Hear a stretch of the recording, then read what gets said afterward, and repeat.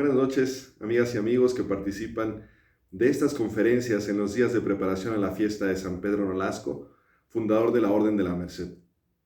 Los saluda Fray Fernando Díaz Aguirre, religioso de la provincia mercedaria de México.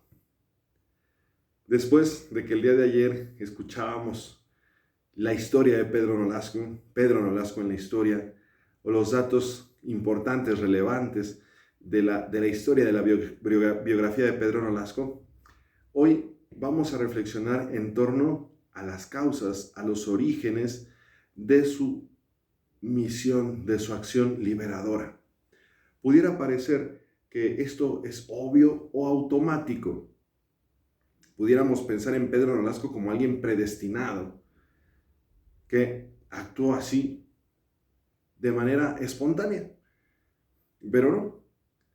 Pedro Nolasco, como todo ser humano, vivió procesos de fe, procesos vocacionales, discernimiento, determinaciones, que le llevaron a decidirse y encauzar su propia misión liberadora. Y hoy vamos precisamente entonces a reflexionar en torno a los orígenes de todo esto, al proceso de madurez vocacional y carismática de Pedro Nolasco. Y sin más, entramos en materia. Vamos a ubicar 3 factores en la génesis de la acción redentora de Pedro Nolasco: su familia, su fe y su entorno social. Su familia, porque es en el entorno familiar en donde todos recibimos la fe. La familia es, por decirlo de alguna manera, el ámbito querigmático que desde hace siglos permite la transmisión de la fe y el encuentro de las personas con Dios. Es en la familia donde desde pequeñitos se nos inculcan los valores de la fe, se nos inculca el contacto y la relación con Dios, se nos inculca cómo vivir y hacer concreta esa fe. Y en el caso de Pedro Nolasco no fue de otra manera. Sabemos que su familia era una familia de una fe profunda, aun cuando los datos que conocemos sobre ellos son pocos, escasos, pero la tradición mercedaria hace énfasis en que la familia en la que Pedro Nolasco creció fue siempre una familia de una fe arraigada, de una fe hecha vida. Y entonces, este primer factor debemos entenderlo en un primer momento desde esta óptica: la familia de Nolasco como transmisora de la fe. Pero también vamos a entenderla como la familia de Nolasco transmisora de un oficio, el oficio de mercader de telas. Sabemos que el padre de Pedro Nolasco tenía este oficio, un oficio que implicaba trasladarse entre ciudades, entre puertos, tener contactos con realidades más allá del entorno propio en Barcelona, entre ellas la realidad dura y triste del cautiverio medieval, de la cautividad.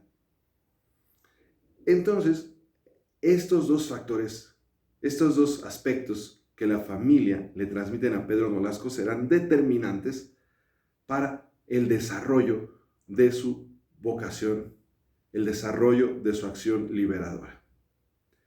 El siguiente factor al que me refería era la fe. Hablamos de la familia como transmisora de fe, pero ahora quiero referirme a la fe en sí misma. La fe es una dimensión que estructura la vida de Pedro Nolasco. Le otorga un horizonte, le otorga un eje de acción. Pedro Nolasco entiende la fe no solamente como una relación más o menos estable, más o menos constante con Dios. No, para él la fe es el origen de todo lo que en él hay, de sus sentimientos, de sus deseos, de sus determinaciones, de sus proyectos.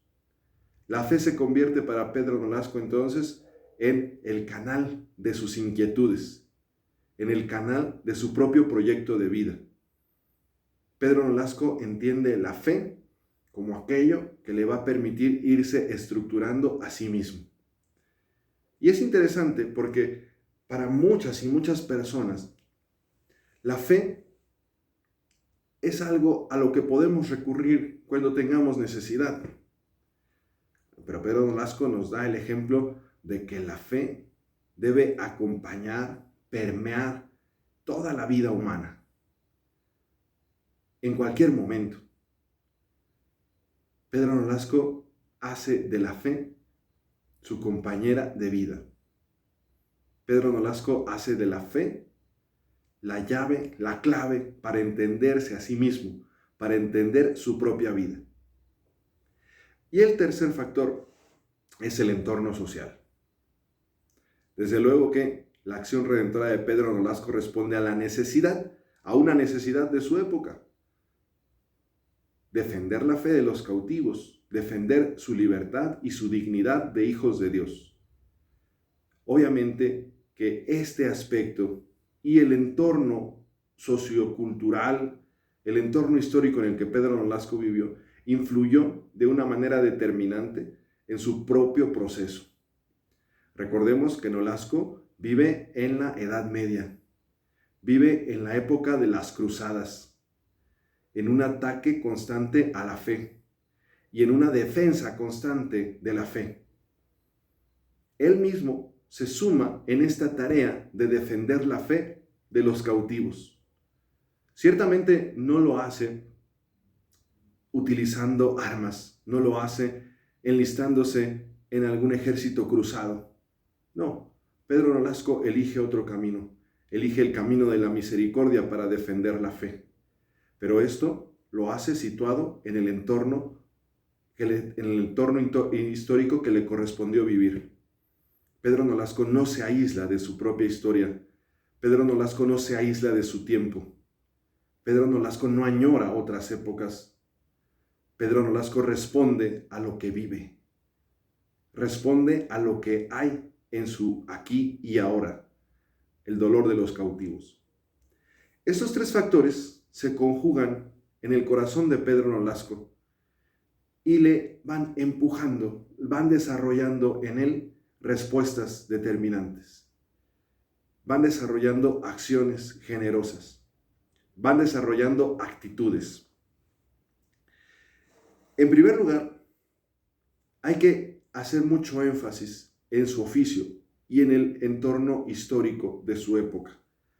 Porque es esto, su oficio, lo que le permite tener un contacto vivo con el dolor de los cautivos, en sus ires y venires por los puertos del Mediterráneo, por las ciudades de la península ibérica, para llevar a cabo el intercambio de sus mercancías, de sus telas, donde él descubre en persona el sufrimiento y el dolor de quienes son sometidos a opresión por su fe en Jesucristo. Pedro Nolasco no solamente escucha historias o testimonios de alguien que vio un cautivo en alguna ciudad o un grupo de cautivos, no. Pedro Nolasco se enfrenta directamente con el sufrimiento de los mercados de seres humanos en los puertos, especialmente en los puertos árabes. Y este contacto directo con el dolor fortalece y madura en él una actitud de apertura y una actitud de escucha. Estas dos actitudes, apertura y escucha, son el primer fruto de la conjugación de los tres factores a los que nos referíamos en un principio. Apertura y escucha, que le permiten apropiarse del dolor de los cautivos, que generan en él empatía. Y aquí tenemos un primer dato para nosotros. La misericordia solamente brota de la empatía, del apropiarse, de ponerse en los zapatos del otro, de abrirse y escuchar el dolor de los demás. También hay que considerar que Nolasco vive la fe como un filtro, como unos lentes que le permiten ver la realidad desde el corazón de Dios, desde el plan de Dios. La fe le avienta a una búsqueda, a una relación y a un descubrimiento de Dios en el grito de los cautivos. La fe le hace descubrir a Dios y cómo es Dios. Esta búsqueda en la fe le permite descubrir que Dios es sobre todo misericordia y le permite descubrir también que Dios quiere al ser humano como su imagen, o lo ha creado como su imagen, por lo tanto, con libertad y dignidad. Es en esta búsqueda y en esta relación de fe donde Nolasco descubre estos dos aspectos importantísimos que determinan la manera de abordar el problema de la cautividad. Para Nolasco, la cautividad obstaculiza el plan de Dios. La cautividad borra la imagen de Dios en el ser humano. La cautividad detiene, frena la voluntad de Dios para sus hijos cautivos. Desde este filtro de la fe, con el que Nolasco mira la realidad, su corazón puede dar un siguiente paso: la necesidad de resolver el problema. Y este es otro dato interesantísimo de la fe de Nolasco. No es una fe que lo encierre sobre sí mismo.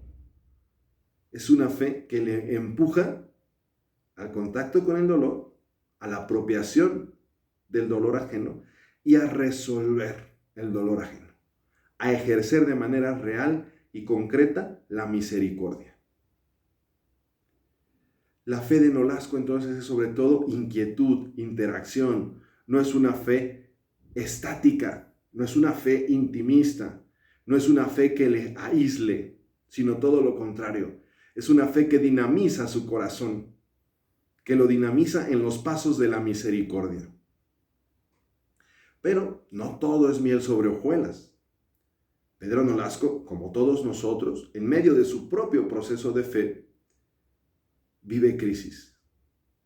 Ni más ni menos, la crisis paradigmática de Pedro Nolasco es la que da origen a la fundación de nuestra orden.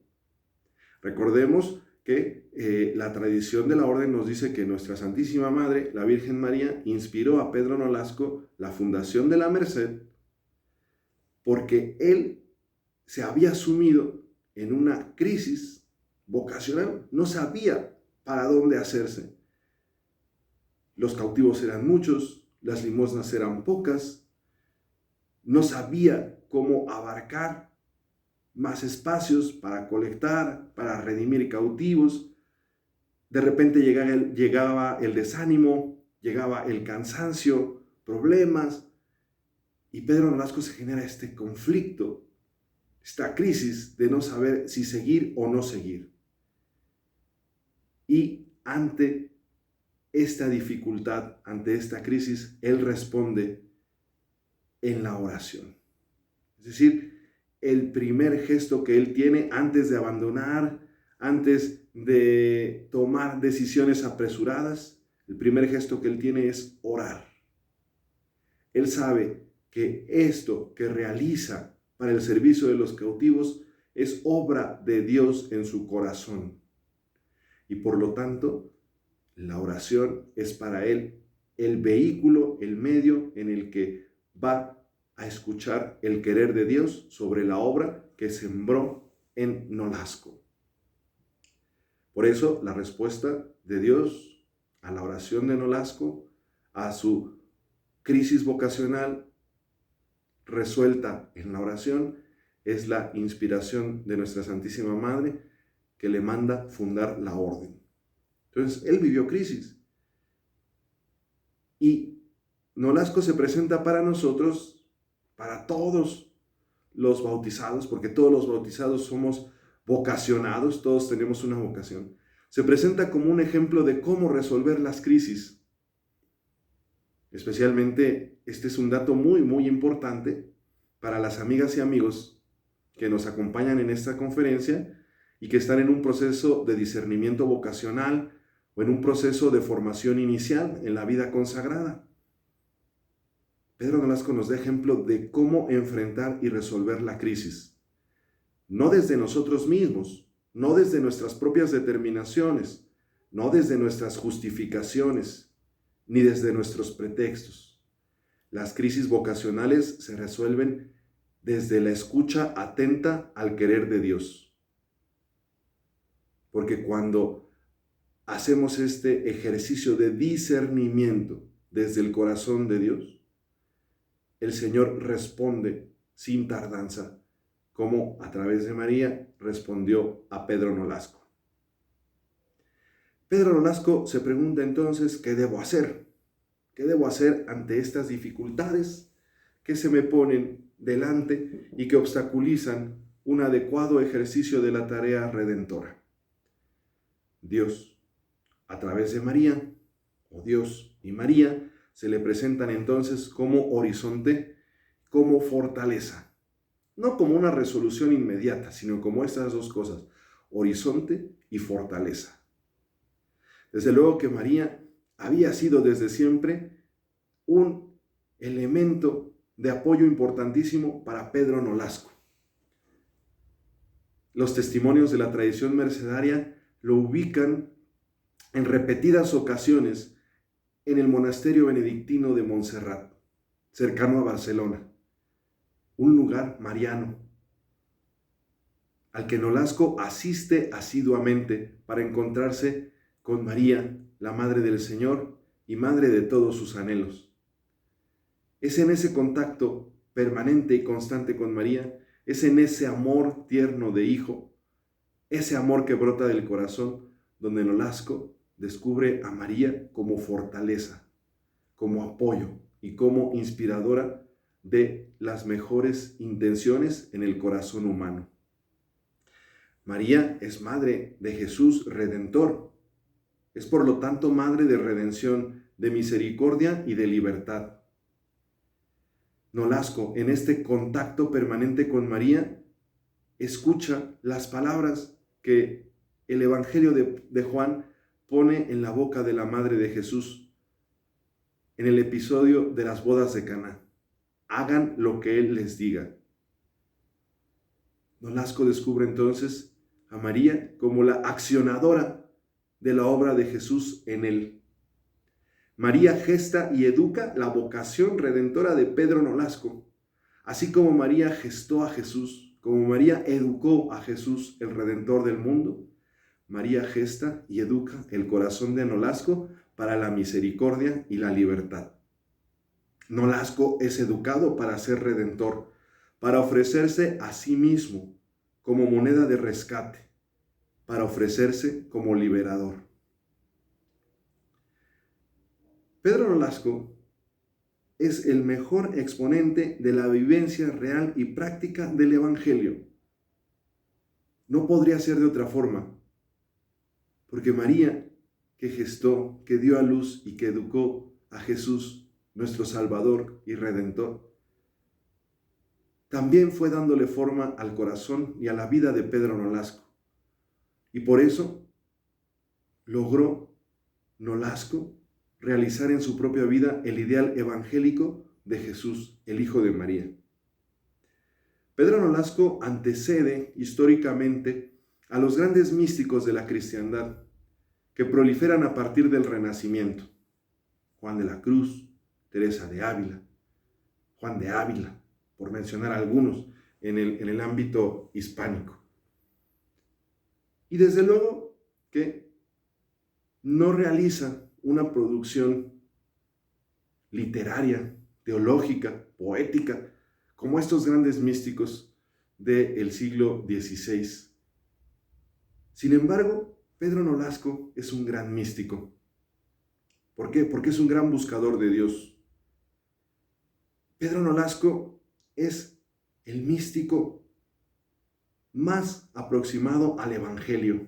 Por eso me atrevo a decir que vive la perfecta mística, que no se engolosina en las formulaciones poéticas o teológicas, desde luego sin desacreditarlas, que no se engolosina con un culto reducido a lo litúrgico o a cuestiones utópicas, sino que Pedro Nolasco sufre en su corazón el dolor del otro y vive la lógica real y concreta del Redentor, del ponerse en el lugar del que atraviesa una situación difícil, de ponerse no solamente de una manera solidaria, sino de una manera real, ofreciendo su propia vida, sus propios bienes, su propio proyecto para la redención de los cautivos.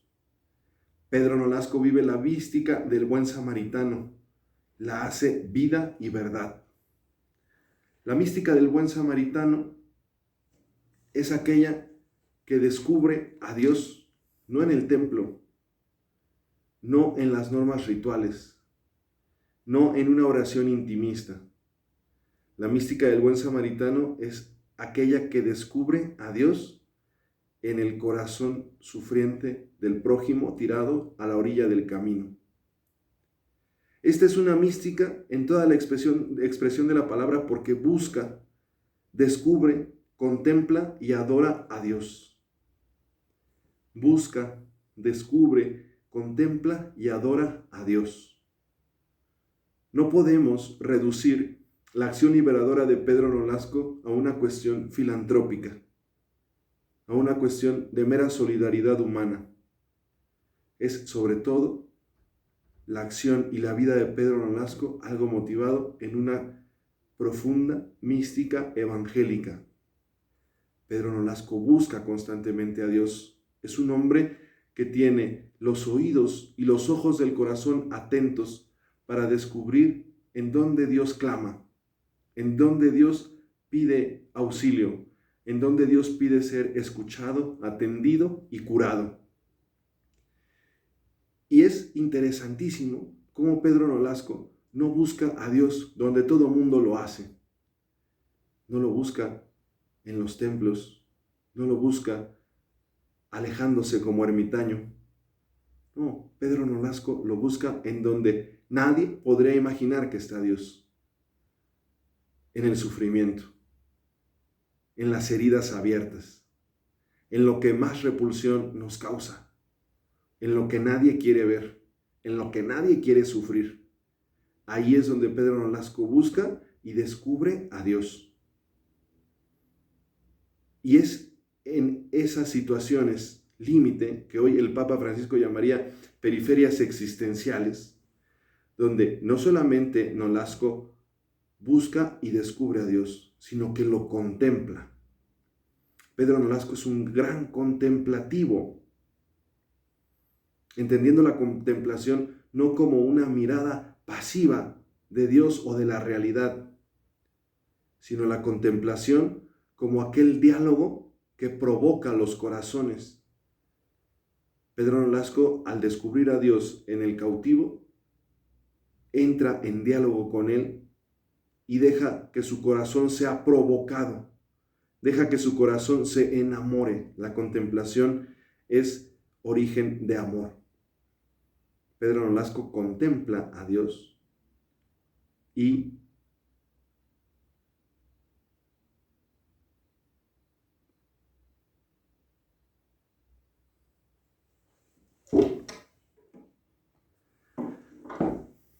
Pedro Nolasco contempla a Dios y le adora, que es justamente uno de los puntos culmen del proceso místico, adorar la grandeza de Dios. Los grandes místicos nos transmiten sus experiencias de encuentro y de adoración a Dios. ¿Por qué? Porque descubren la bajeza humana ante la grandeza de Dios y se sienten animados, motivados a reconocer esta grandeza. Pedro Nolasco igualmente descubre la grandeza de Dios en el hermano que está sufriendo y es ahí donde le adora.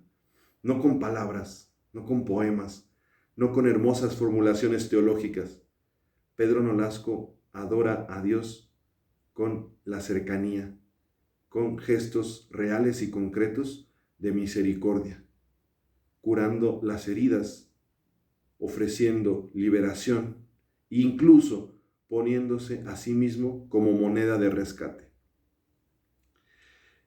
No con esto no quiero decir que no valga la pena hacer también la búsqueda mística de Dios en la liturgia, en la oración.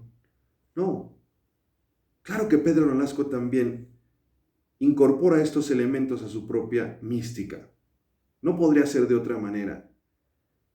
Sin embargo, él, o la grandeza de su mística, radica en no quedarse solamente en esto, en llevarlo más allá, llevarlo a la realidad, llevarlo al encuentro, al contacto, a la cercanía constante, permanente con el cautivo, a ofrecer soluciones, a ofrecer liberación de una manera real y concreta, sin quedarse solamente en lo hermoso de las abstracciones místicas.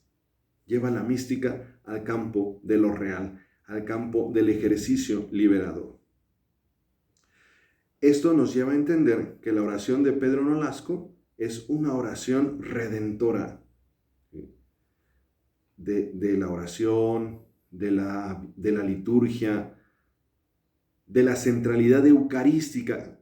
En la tradición mercedaria, la Eucaristía juega un papel importantísimo, porque la Eucaristía, sacramento de redención, nos enseña constantemente cómo ofrecer nuestra propia vida, así como Jesús se ofreció por nosotros, como se sigue ofreciendo en el sacrificio eucarístico. Entonces, no se trata de prescindir de esto, se trata de encontrar en esto, en los sacramentos, en la oración, en la liturgia, la fuerza para redimir. Y no quedarnos solamente en este nivel, porque si nos quedamos en este nivel, corremos el grave peligro de encerrarnos sobre nosotros mismos.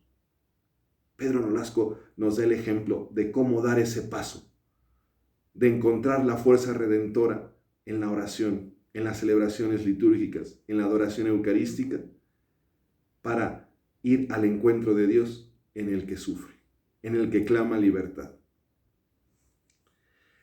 También, hermanas y hermanos, debemos de reconocer en Pedro Nolasco un talante existencial, una característica de vida. La vida y los bienes, nos enseña Nolasco, la vida y los bienes tienen sentido cuando generan vida y bondad. Cuando generan vida y bondad, cuando sirven en el entorno, cuando no se quedan guardados para uno mismo, cuando se dan generosamente. Precisamente Nolasco nos pone ya en el siglo XIII el ejemplo de lo que el Papa Francisco ha insistido constantemente en su magisterio: la economía que pone en el centro al ser humano, el uso del dinero para el servicio de las personas y no de las personas para el servicio del dinero, la vida generada desde la propia vida, la bondad generada a partir de los propios bienes materiales. Este talante existencial de Pedro Nolasco pasará a la tradición de la orden mercedaria en su cuarto voto característico. En la orden de la merced, todos los bienes materiales y la vida son propiedad de la causa de liberación. La vida de los frailes, el dinero de los frailes, puestos al servicio de la obra liberadora, no puestos al servicio de sí mismos. Desde luego, hermanas y hermanos, que este talante existencial y todos estos factores y este proceso de maduración vocacional y carismática de Pedro Nolasco nos interpela a cada uno de nosotros en el siglo XXI, 8 siglos después de que Pedro Nolasco vivió. Es tan rica la vida y la experiencia espiritual de Pedro Nolasco que sigue despertando el deseo de muchos jóvenes, chicos y chicas, a seguirle, a seguir a Jesucristo al estilo de Pedro Nolasco en la merced, Sigue interpelando, porque es una experiencia riquísima. Es una experiencia que empuja, que provoca. Sin embargo, no es fácil de acoger, porque como todo aquello que cuesta, cuestiona, implica renuncias, implica donaciones, y no es fácil dar el paso a estas renuncias. Pedro Nolasco no es un santo de palabras o de frases bonitas. Los católicos del siglo XXI gustamos muchísimo de los santos de las frases bonitas. Las traemos en playeras, las compartimos en el Facebook, nos las aprendemos de memoria, las hacemos mantras de vida, por decirlo de alguna manera, aunque esté incorporando una palabra de otra tradición religiosa.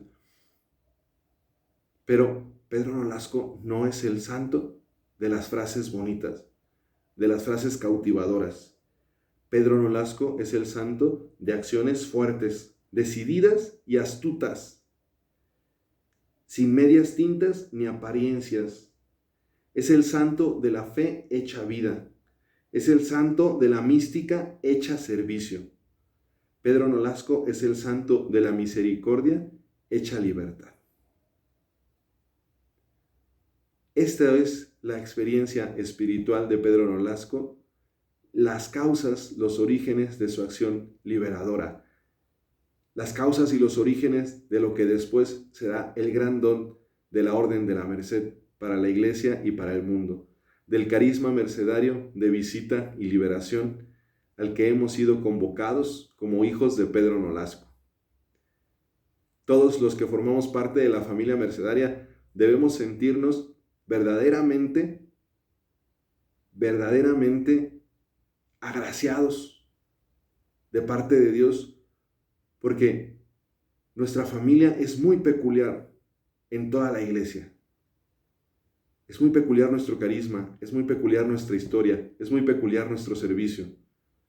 Entonces debemos sentirnos verdaderamente agraciados, privilegiados de Dios, al ser llamados a participar del carisma de Pedro Nolasco, de su espiritualidad y de sus propios procesos de fe, de sus propias crisis vocacionales. Y debemos sentirnos muy agradecidos por tener a Pedro Nolasco como ejemplo, ejemplo de fe, ejemplo de entrega, ejemplo de discernimiento, ejemplo de respuesta vocacional, ejemplo de misericordia, ejemplo de santidad. Hermanos, para mí ha sido un placer poder compartir con ustedes estos minutos. Espero que haya sido de mucha ayuda y espero que todos celebremos con gran entusiasmo la fiesta próxima de nuestro Padre San Pedro Nolasco. Desde ya les deseo a todos una feliz solemnidad de Nolasco y que su ejemplo cunda en nuestros corazones para que en medio de nuestro mundo seamos libertad para nuestros hermanos que claman en medio de la opresión. Hasta luego.